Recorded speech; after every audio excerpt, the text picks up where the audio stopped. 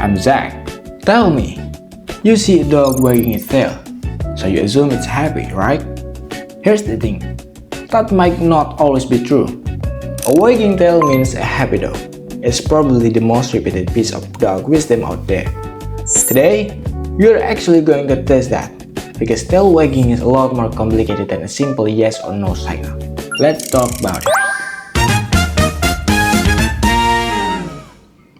Here's the first correction.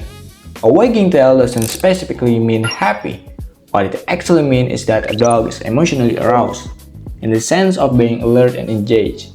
That arousal could come from happiness, sure, but it can just as easily come from excitement, nervousness, or even frustration. So the wag itself isn't the full story. It's more like a volume knob for emotion. It tells you something is happening, not exactly what that something is. The details matter a lot here. A loose, wide, wiggly wag, especially one that moves the whole back half of the body, usually does mean genuine happiness and relaxation.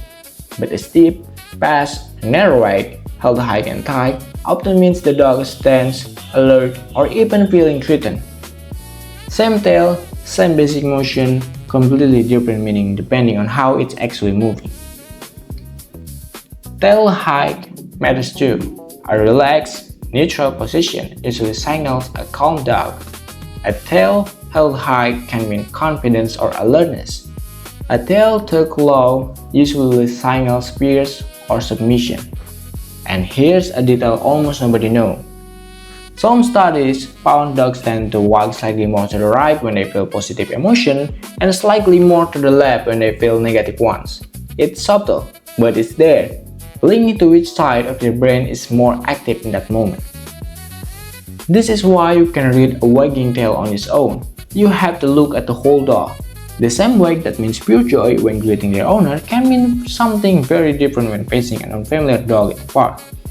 Ears, posture, and overall body language always need to be read together with the tail, never separately. Quick related note: since this trips people up constantly, for cats, tail wagging usually means the opposite. A cat switching its tail quickly is often irritated or overstimulated, not happy at all. So if you ever catch yourself reading a cat's tail the way you read the dog's, that's a mistake worth unlearning. So, myth or fact? I'd call this one partially true, mostly misunderstood. A wagging tail does mean something is going on emotionally, it's just not automatically happiness.